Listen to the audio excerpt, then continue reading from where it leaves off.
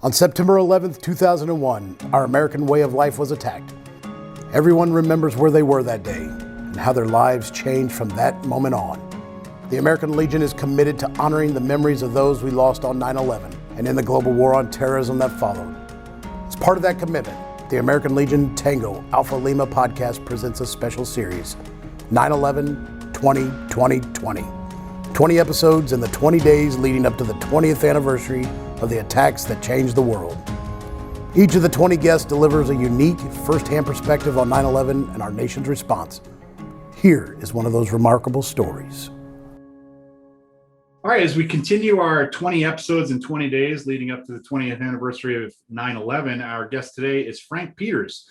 Frank's a retired Staten Island ferry captain. On the morning of 9/11, he was watching the Twin Towers as he captained the Staten Island ferry across the water and saw the first tower explode.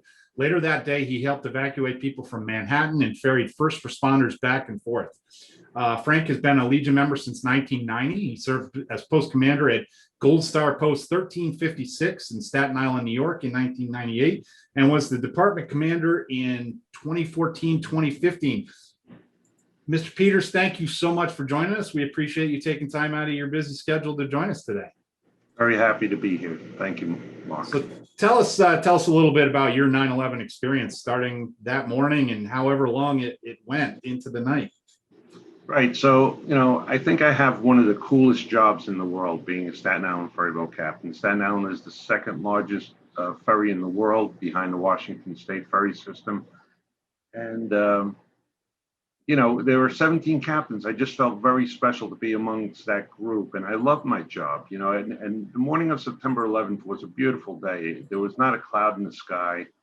It was a beautiful morning. I usually start at like 5:30 in the morning, 6 o'clock. We moved the boat around to a running slip and we started taking on passengers. And at the time we were taking automobiles too. And we'd ferry them back and forth to Manhattan. So at 8:30 on Tuesday morning, September 11th, we got underway from Staten Island. We had a pretty large amount of people on board. You can imagine it's Tuesday morning. Everybody's going into the city, reporting to work. And we usually pack the boat with about 45 vehicles we can fit on the John F. Kennedy, which was my boat that morning. About halfway across the harbor, I saw a huge fireball explosion over the battery, and I didn't see an airplane. I just saw a big fireball of an explosion above the battery, and it was so large that I thought it might have been a helicopter collision, because there's a heliport right next to the ferry terminal. And I looked over at my lookout and I said, "What was that?" And he goes, "I don't know." And we see this debris. So I called the Coast Guard, Vessel Traffic Services in New York. And I say, "Vessel Traffic, this is the ferry boat John F. Kennedy. I just saw a huge fireball explosion over the battery, maybe a helicopter collision," because I feared that I might be sailing into a debris field at this time. It was still about 2 miles away from the tip of Manhattan. But as the fire lingered in the sky, it became apparent that it was actually a huge fire in one of the twin towers, the North Tower. So I called the Coast Guard and I said, "U.S. Coast Guard, this is ferry boat John F. Kennedy. I just saw a huge fireball explosion over the battery. It may be one of the twin towers." And the operator said, "I got it." So I looked at my partner in the pilot house and I said, "What does he mean, I got it?" And so I said it a third time. There was a huge fireball explosion. It's definitely one of the twin towers. And he says, "I have the camera on it." Now, the Vessel Traffic Services in New York, they have cameras at strategic positions around New York Harbor. So they were able to get the camera onto the twin tower. So at this time, I called the Whitehall Ferry Terminal. We sail from St. George in Staten Island to Whitehall Terminal in Manhattan. And I asked the foreman on duty if he knew anything about a huge fire, a huge explosion at the Twin Tower. And he said he didn't. I said, "Well, look out the window." I said, "There's a huge fire in one of the towers." And then somebody came back on the radio and said, "Oh, a plane had just struck the tower." So now we thought it was just a tragic accident. we're looking at this big gaping hole. The passengers on the boat are getting distressed as we get closer and closer to it, as you can imagine. And we dock into Manhattan and we start offloading passengers. We offload all the vehicles. And as we're starting to take vehicles back on, this huge airplane buzz comes over the pilot house. I wasn't looking to the south. I was looking into the terminal, so I never saw the plane coming. But we were buzzed. It was very loud. I literally spun around in the pilot house, thinking that my pilot house was buzzed.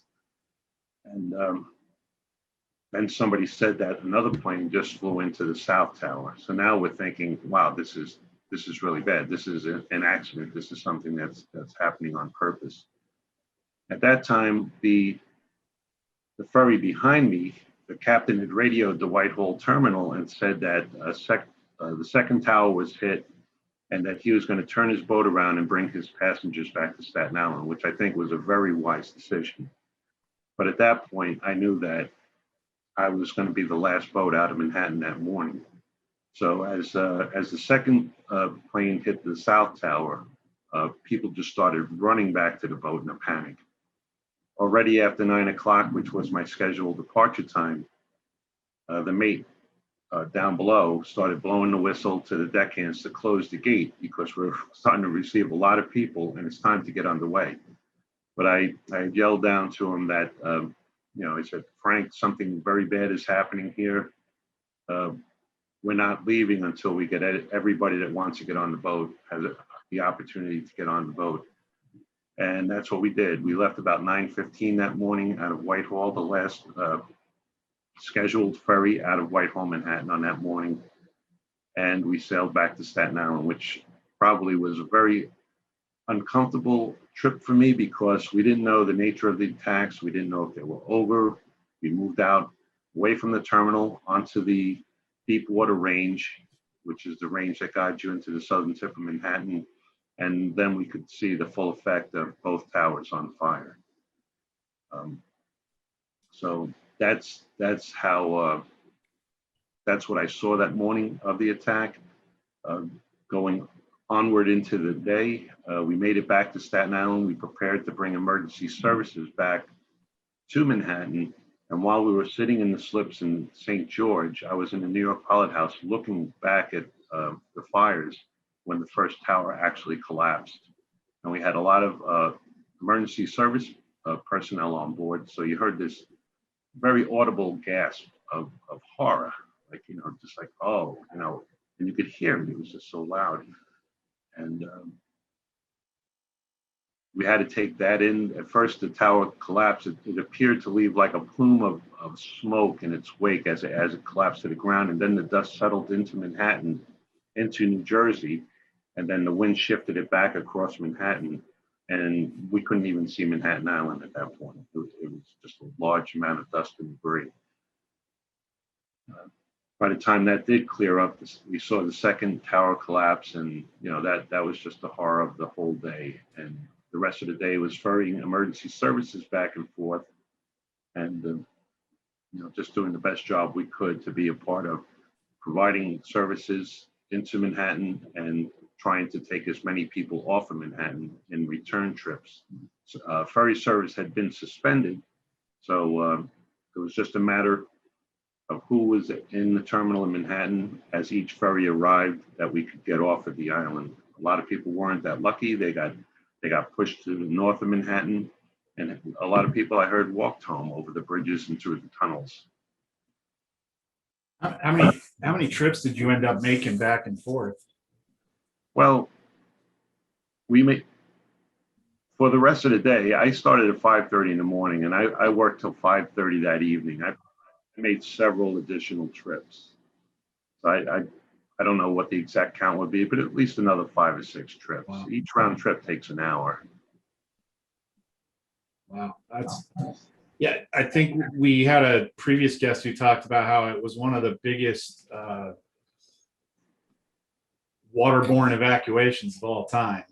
It is. There was a book that was printed. I have it right behind me right here. It says all available boats. Mm-hmm. And it goes into the details of what was the largest boat lift rescue operation in the history of at least New York Harbor, if not the world. If you think about it, there's never really an event of that magnitude outside of Pearl Harbor. Yeah. Yeah, it was a very profound event. A lot of tugboats from the harbor, a lot of the smaller water taxis and water ferries got involved, just taking people off the Battery Wall and getting them off of Manhattan Island. Yeah. And one last question. You had said that you were packing everybody on who you could get on there. Like, what's your normal passenger max, and how many were you carrying that time?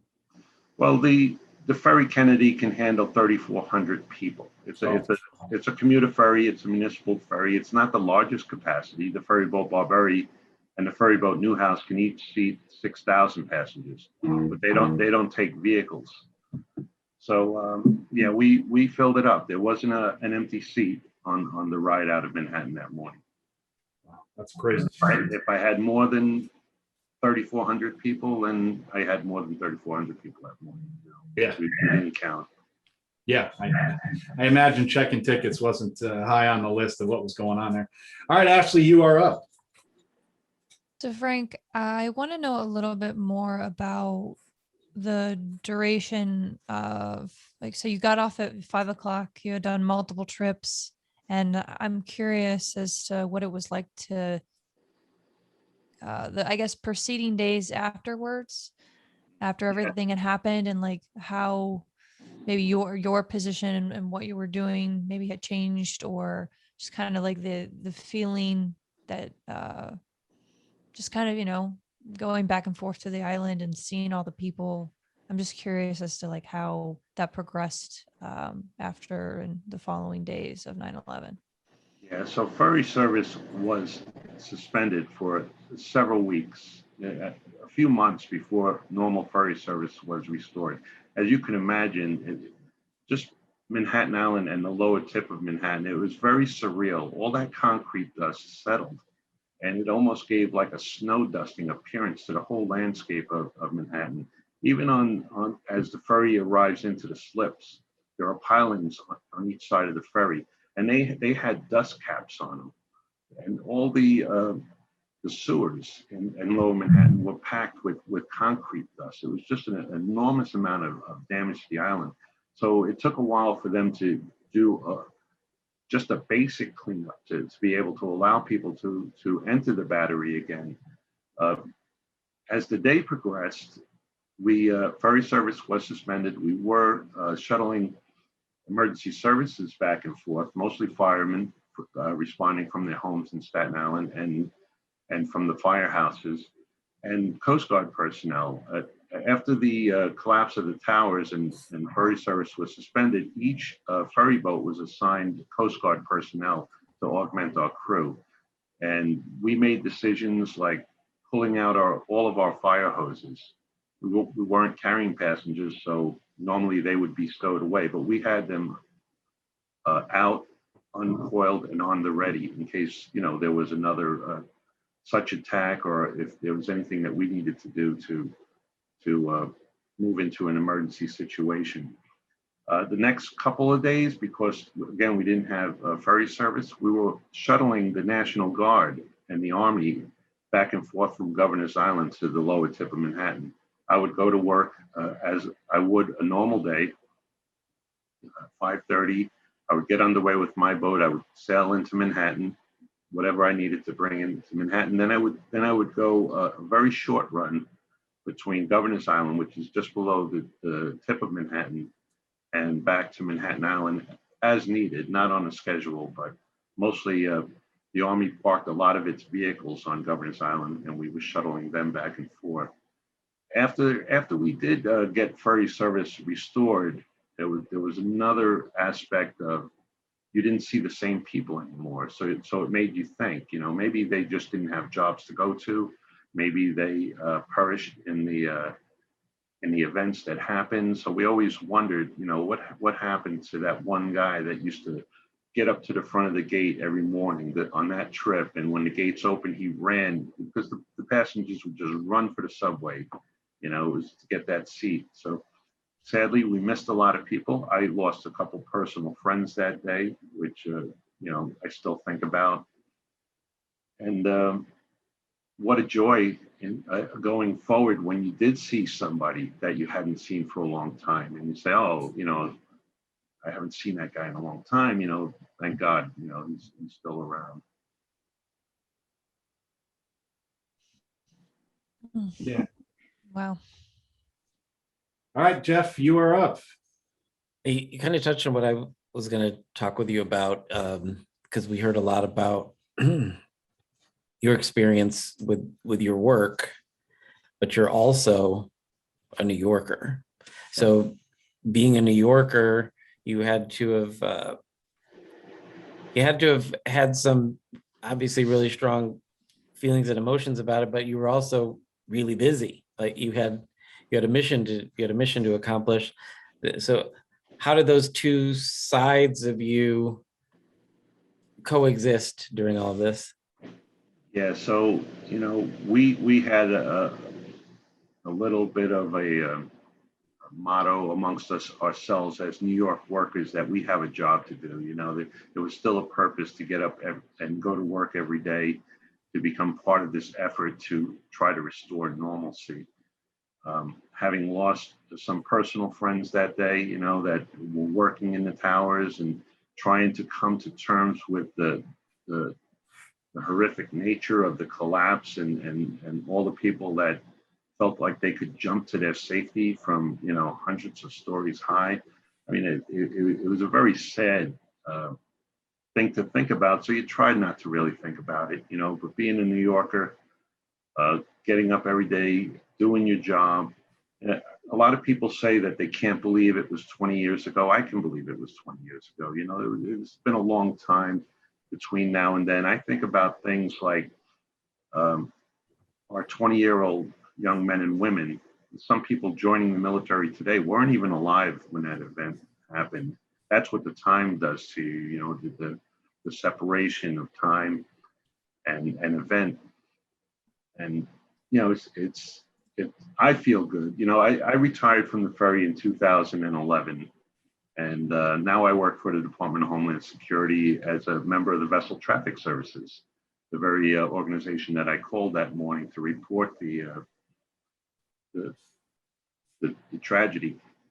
But a lot of the servicemen and women that I'm working with today were not alive when the event actually happened. And, I used to find it very difficult to talk about 9/11, in the first few years after the event, because I felt in telling it, I could tell it and I can remember things so vividly that it was actually like reliving the experience. And I would feel a little distressed after that. But as time moved on, I realized that the young school children who weren't alive during this event needed to hear the stories. And as eyewitnesses and first responders, we need to tell our stories and help never to forget, exactly the events that happened that day. And hopefully we will never forget and we become a stronger nation as we move forward. Thank you. Yeah, that again, we're trying to get all the pieces of the sort of the 9/11 puzzle from everybody that saw it all the way through, what happened. And I think this provides a great story, because it had to have been tough as you're doing what's essentially your regular job, but you do have the hour-long trip over the water and you're going directly at what you can still see is smoldering and everything else. That had to have been pretty emotional every day. Just a kind of a tough thing to do.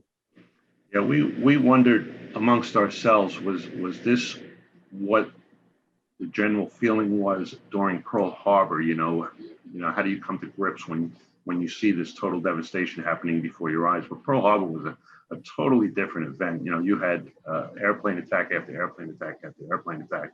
This was a quick, sort of like a quick hit. It was over in a day, but it took months to recover and years to recover, actually.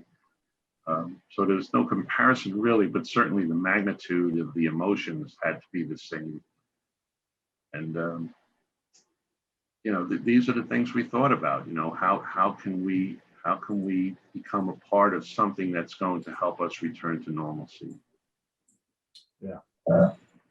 Well, Frank, we appreciate you coming on and sharing your story with us. And obviously we appreciate your continuing service through the American Legion and as department commanders. You got any sort of final thoughts for us? Well, I think, like I said, thinking about feelings during the day, I think what helped me keep my greater emotions in check and perform as well as I did, and to be a strong leader for my crew, was the military bearing that I got serving in the Navy. Very, very strong part of who I was that day, the leader I've become, and the captain I was. And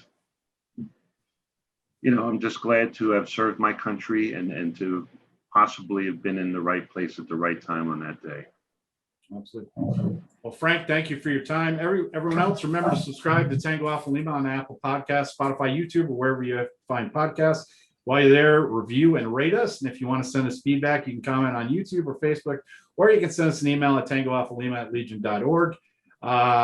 Jeff, Ashley, I will see you tomorrow. Mr. Peters, thank you again for your service both on that day and your continuing service to America. We appreciate it. Great. Thank you. Thank you for having me today. All right, everyone else, we'll see you tomorrow. Bye. Bye. I Bye.